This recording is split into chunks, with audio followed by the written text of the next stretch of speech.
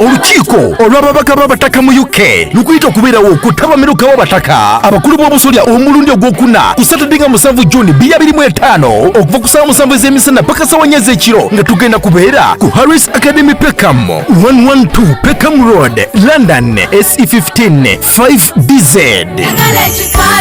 Jaba owulira ensonga ezikwata ku Buganda ez'enjawulo nga tujja kutambulira ku mulamwa ogugamba nti bw'otabaala omukufe ffenna obeera tutabadde. Kati buli Muganda ali mu UK jangu tukuŋŋaanire mu bika byaffe tutegere n'ebyo ebikwata ku bika byaffe. Leeta abaana basisinkane omutaka waabwe ow'akasolya nawe ayagala okumanya ebikwata ku bika bya Buganda oyanirizibwa.